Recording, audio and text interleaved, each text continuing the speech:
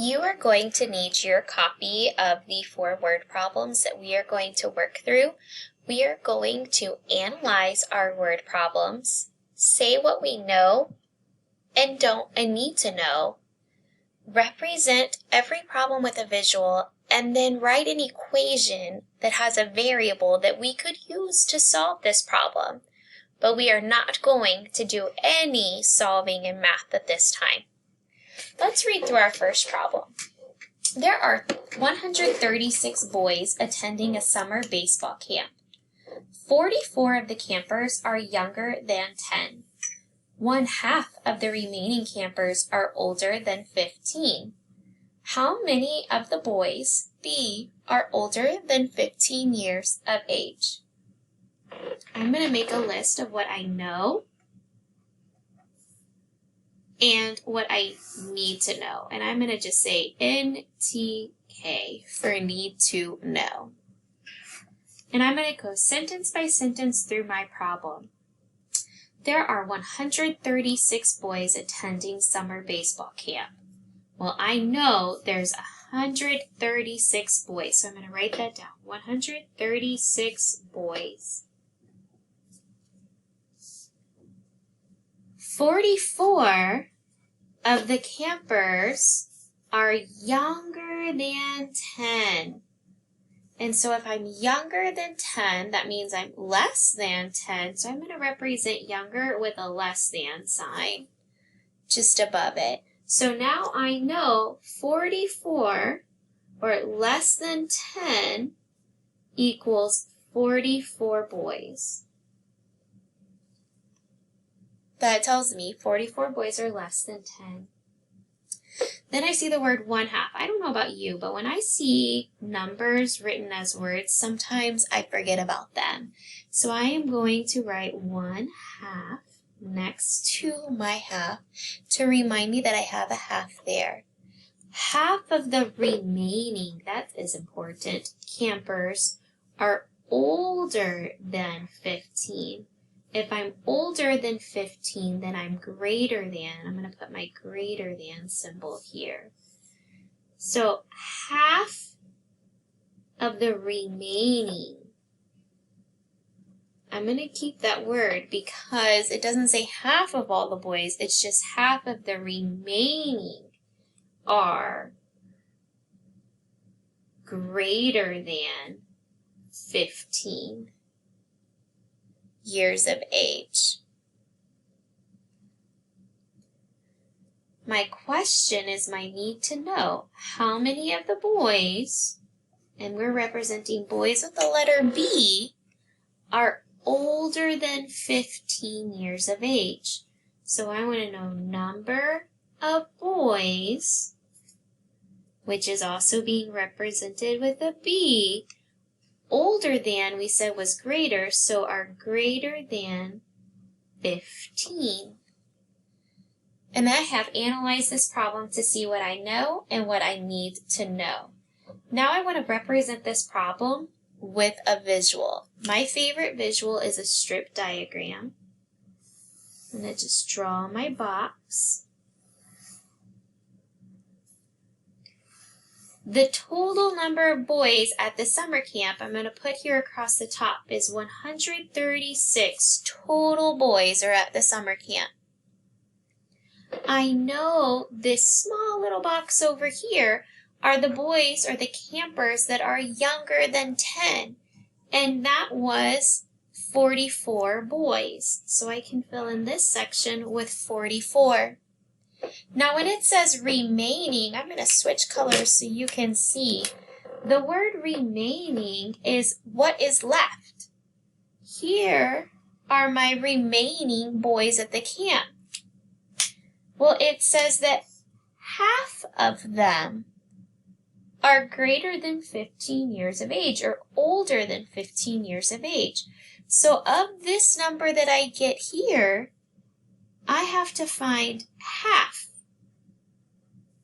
And when I find what half is, that 1/2 will be B, how many boys are older than 15.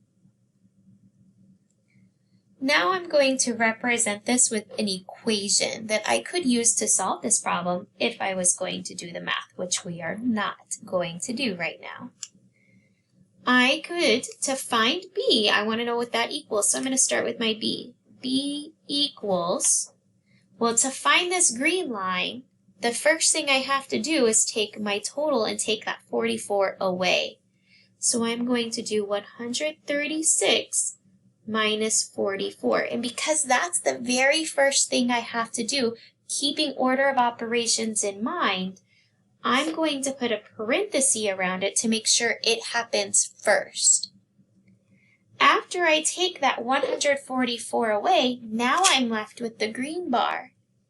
And to figure out just the b section of my green bar, I have to divide by 2 or find half.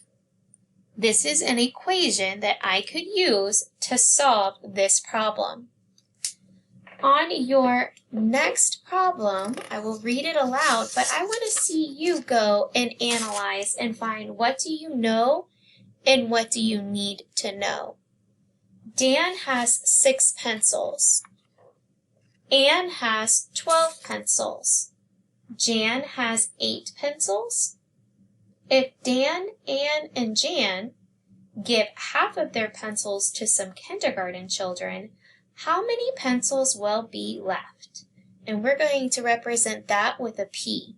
So please pause your video and go through, analyze your problem. Tell me what you know, what you need to know, represent your problem with a visual, and write an equation. And then when you hit unpause, we will go through and see if what we found matches. Welcome back. So I want to see if you analyzed your problem the same way I analyzed mine. I went through and said, I know Dan has 6 pencils, I know Anne has 12, and I know Jan has 8. And that they give half of their pencils away to the kindergartner, so I'm looking for how many pencils do they have left. I represented their total pencils with a strip diagram saying if I combined 6 plus 12 plus 8, I would find out how many pencils they had. Then I'm going to take those same pencils and share them in half, give half of them to kindergarten, and keep half of them, which is represented by the letter P. An equation I could use to represent this situation is P, number of pencils left, equals, parentheses so that it happens first, 6 plus 12 plus 8.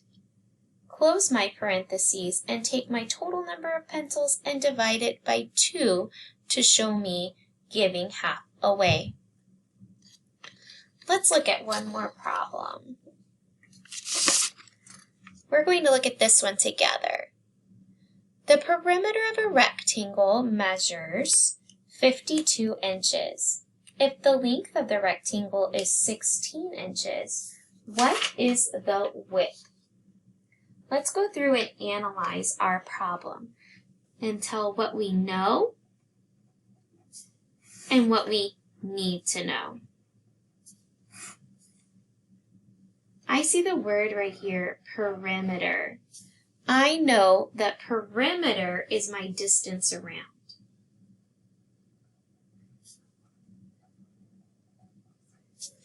And I'm looking at a perimeter of a rectangle. So if I pull out my math chart, I can see that the perimeter of a rectangle equals twice the length plus twice the width, or 2L plus 2W.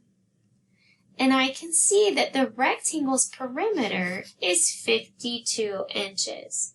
So I know my perimeter equals 52 inches.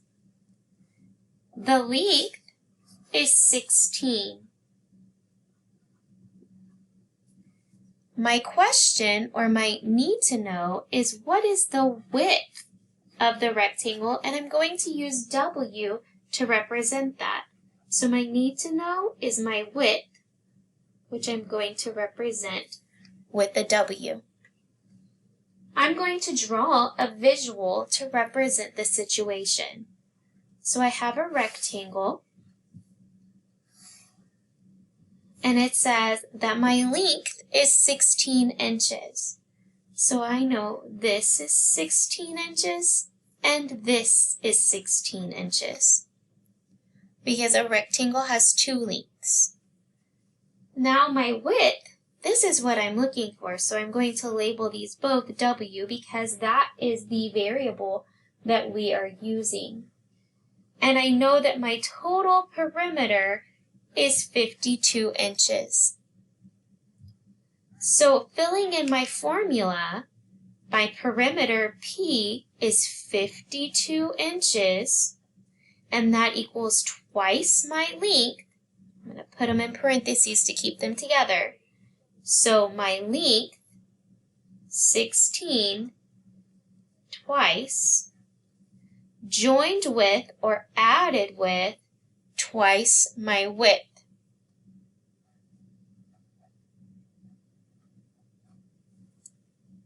And this is a formula or an equation that I could use to represent this problem. Now you're going to try just one more on your own. And once you have finished marking what you know, need to know, created a visual, and written your equation, we will come back together to double check that what we have is the same. Trey is a truck driver. His odometer read 130,000 miles on Monday morning and 132,875 miles on Friday night. If he drove all 5 days, what is the average amount Trey drove each day? And we are going to represent that with the letter A. So please pause your video, analyze your problem, and then replay when you are ready to see if our answers match. Let's see if our information matches. So I know from this problem that on Monday morning, the odometer read 130,000 miles. On Friday evening, the odometer read 132,875 miles.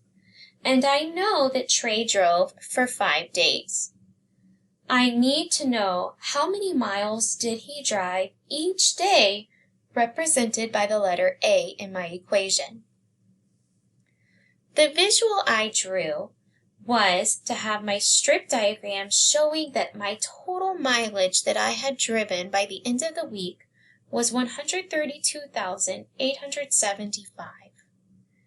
To figure out the distance I drove in that 5 days, I had to take away what was already driven on the vehicle.